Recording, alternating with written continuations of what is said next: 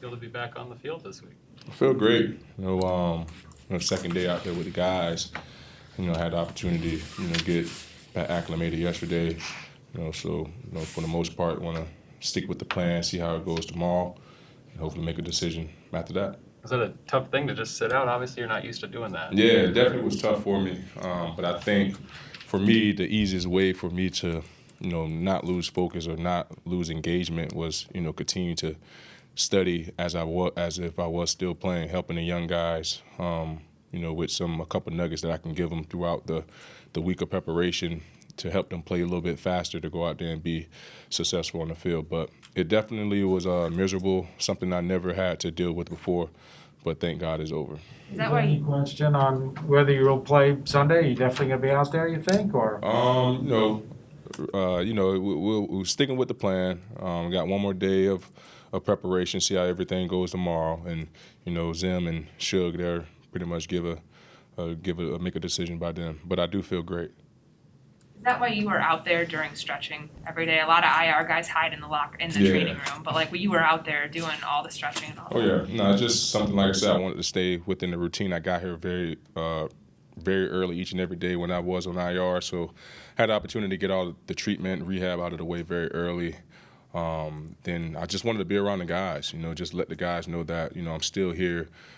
To help you guys. I'm still here to motivate you. Whatever you need me, I'm still here for you guys. I had the opportunity to travel with the team, be on the sideline, be able to see the game from the sideline, kind of slowed it down for me a little bit more, watching it from the sideline, but also helping those guys get in better position. So, like I said, never dealt with this before, so it was just natural for me to continue to go out there and stretch. So I just felt like I was staying in my normal routine. Did you learn anything from the sideline perspective? I understand how coach calls the game throughout the flow of the game. Kind of get a beat, trying to get a beat off the offense, getting to understanding how you want to call certain defenses, understanding when you want to send pressure. When you're in the game, you really can't hear the calls. You're just waiting on the call to come out. So being on the sideline, being able to hear the call, hearing him able to relay the message to Nick or Anthony, whoever the backer is, in that game, it was a lot more eye-opening for me to understand and kind of see where coach is coming from when he calls certain things. Did you request a headset then to wear on the sideline? Yeah. What happened with the injury? I know it happened down on the sideline there in the Carolina game. What happened? How'd you get hurt?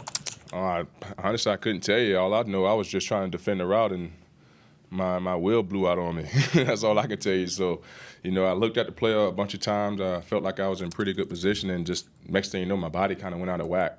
So I don't know if it was from overstriding or what it could have been, but, that's when I pulled my hamstring. Have you ever had a hamstring issue of any kind before? I've never been injured before. You know what I mean? The only injury that I ever had was like a sprained ankle. So that's why when I got it, it felt like a cramp because I never had a hamstring pull before. So, that's why, I thought it was a cramp, and, later going on further evaluations, and, it turned out to be a pulled hamstring.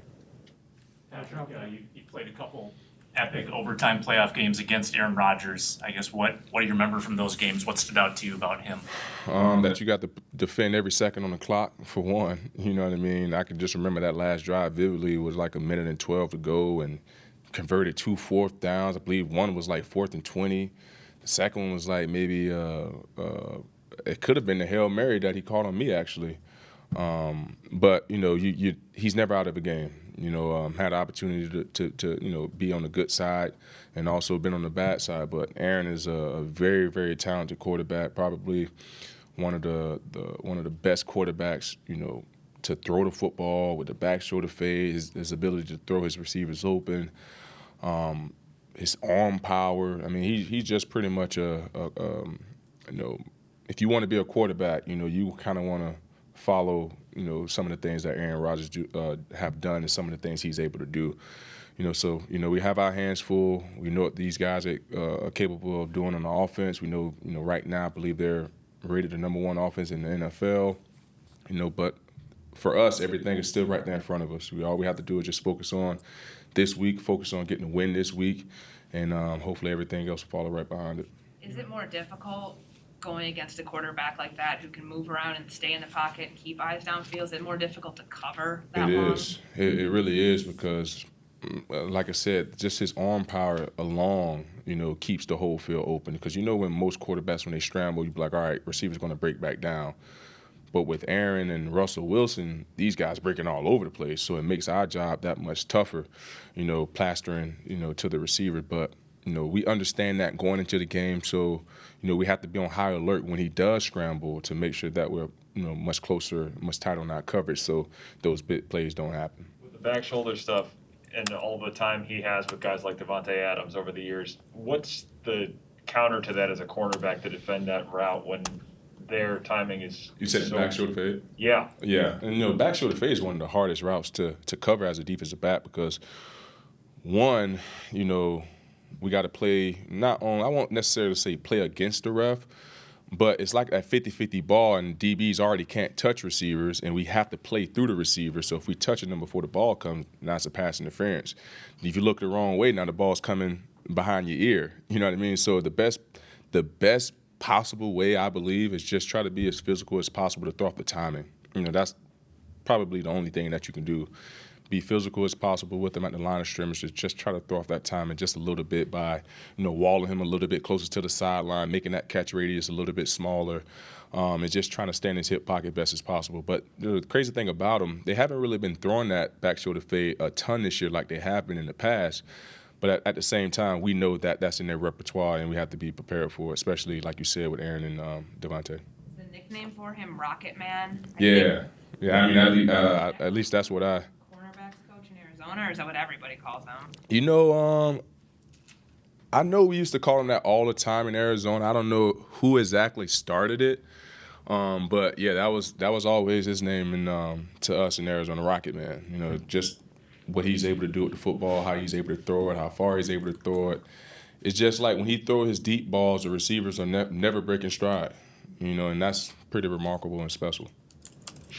It's been a few years since you've been on punt return, but what's it been like to see you get the kickoff return, Dede Springfried for the punt return, and then the aggressiveness of the big punts? Yeah, I mean, especially on the road, you always want to pack, great defense and great special teams. Offense going to do what they need to do, but, that's one of the things that you need to have on the road. And in those two games, special teams play humongous, putting us in great field position. And I believe defense is continuing to build on a lot of good things. And this time of the year it's winning time. This is playoff season time, November, December. That's when the season really starts. And like I said earlier, everything is still right there in front of us.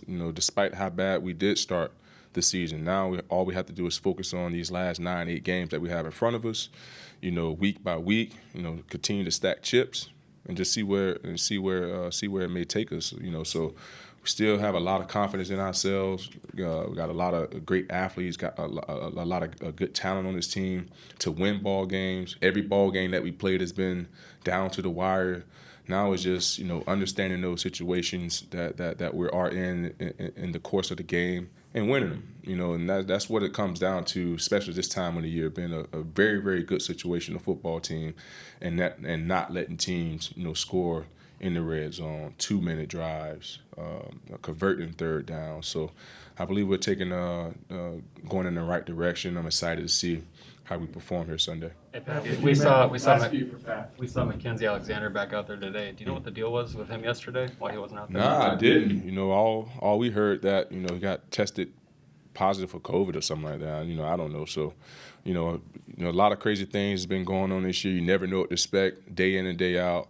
All you have to do, as players, make sure that you're keeping yourself, out of the way of that because, obviously it can hinder the team. But, luckily we have him back. I couldn't tell you exactly what the deal was with him, but, getting him and O'Neal back definitely should help us, have the guys that we need in the lineup to go out there and put our best foot forward. Patrick, you mentioned it was miserable sitting out. How tough was it? I mean, you guys lost 2 of the games, and both of them, maybe one play that you potentially could have might have made the difference. How much did that add to the frustration and that? I won't necessarily say that added anything to the frustration, because I have, all the confidence in the world in Cameron and Breland that those guys can go out there and perform at a high level. I definitely wish I was out there. I felt that if I was in that position, I could have made a play or helped prevent that touchdown or that first down or whatever the case may be. But I won't necessarily say those plays or watching things like that happen added any frustration to me. The only thing I was frustrated about is just not being out there to help my team. Because being in the league for 10 years, never missing a game due to injuries, it just didn't sit well with me. But at the end of the day, things happen in this league. Now I got back healthy thanks to Shug and the team, and hopefully everything goes well tomorrow. I'll be ready to roll.